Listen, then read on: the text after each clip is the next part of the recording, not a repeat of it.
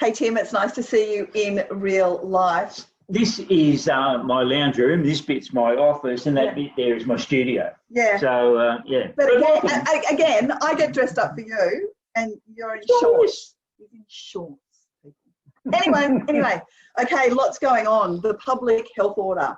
We finally had a little bit more clarification on that. It was like pulling teeth. It was. But we did get it, and we're going to be putting out a lot more information today that'll follow this presentation. But I won't go through it all now because it would consume the whole thing. But it does thankfully give us a lot more detail about what we have to do, because it's always the trouble that I have with these things when veterans says, "Oh no, it's okay, just do this," and then they turn up and start picking through the words. And him being a lawyer, he goes into way more detail than I actually get bothered about. So that's a good thing for all of us. Yeah, things get complicated without any help from me. But another thing too that's come to light this week, and it's a bit of a problem that lives with us constantly, is signage. People putting up the for sale signs and the pointer signs and all of this sort of stuff. Yep. I've had a couple of contacts from councils, so we really do need to be careful about that, because if we continue to do it, then one of the threats that was made is we will actually make you put in a development application every time you do it, and we're going to start and fine and horrible. Okay, so the thing for members to do is to be very clear on what the council regulations are around signage, because each council has a different set of regulations, right? So the one that reached out to me this week was Blacktown City Council. Okay. So if you're in that particular area, you do need to be taking extra care, because they are going to be out there having a look around, and it will cost you. And as I said, the last thing we want is to have to put in a DA every time we put up a sign. Yeah, absolutely. I missed in the health order too is the posters. Very, very quickly. No, well, it was too much and not enough time and all that. But our posters are there. Yeah, so in short, we do know what we have to do.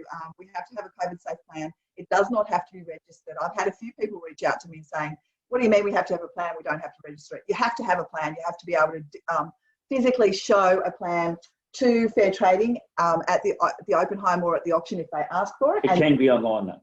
You can show it to them online. Okay. Yeah. So there you go. Cool. So you can do that. Yep. But you actually have to have one. But now that's a good point. Yeah. Good point. So just simply having one isn't good enough. What you have to be able to do is have your plan, and to be able to demonstrate that that you're following the plan. And as I said earlier, we do have some dot points which will come out, and you have to have somebody that is identifiable as the person to be in charge and all the rest of it. All of that stuff. Yeah. And so we have got posters that will be, if they haven't already been, will be emailed out, but they'll also be available on the website, right? Correct. Yeah, correct. Okay. Now we have got the awards coming up on October 30, and that's important because? Because it's all online. It is all online. And it's your birthday. And it's my birthday. I forgot that up until when you gave me the death stare. But yeah. Oh, hilarious. Okay, so yeah, we are really looking forward. In fact, Tim and I are together because we have got a planning meeting for those awards, and let me tell you, they are going to be a lot of fun.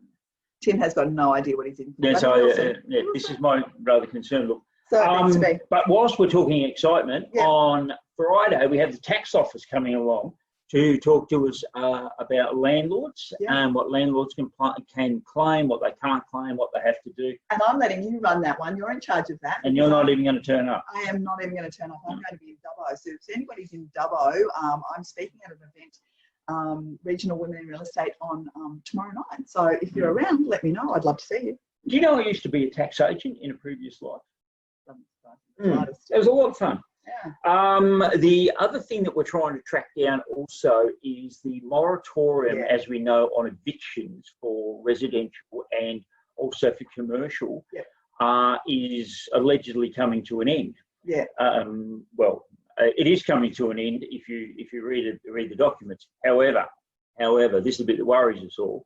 Is if you have a look at all the states around Australia, with the exception of NT, Queensland and New South Wales, they have all extended it in one form or another. Now, it wouldn't have taken anyone by surprise that happened in Victoria. For sure. Yeah. But you know, the reality of it is that we've yet to find out what's going to happen here. Yeah. But the pathway's been laid for government. By everybody else. Yeah, exactly. Yeah, So it's worrying. We are on that, and obviously we'll let you know as soon as we hear anything. Now the supervision guidelines are out. They are. We're getting lots of orders now. Just to clarify a couple of things, there is an ongoing annual charge for updating the supervision guidelines, but it's two things to remember. Firstly, if you don't want them updated, that's perfectly fine. You don't have to incur that charge. If you want them updated just this year because we've got a lot more stuff we want to add, that's fine. You pay for that update and then cancel it. So it is not an ongoing charge if you're not comfortable with it, but you do need to remember that as a licensee, you are responsible for keeping those things up to date, and you and your team at REI are adding all kinds of really good information to that manual. So if you don't want to pay for it then next year, don't pay for it. Just don't. So the only cost you will incur is what you're paying for now. You can leave it on the system online. You can download it. You can do whatever you want to do. Yeah. But the value add that we're going to do and taking on the maintenance role of keeping it up to date and keeping it current, because that you have to do that every year. You must revisit it. But it's a question for everybody. Exactly. That wants, whatever they want to do, the power's in their hands. That's the way it should be. The other thing I wanted to mention is people getting their certificate of registration and it taking something like 9 weeks in some instances to get it done. So I'm going to put out a press release on that over the next couple of days, trying to shine a light on that and get government's involvement, because our friends at Fair Trading just shouldn't take 9 weeks to do it.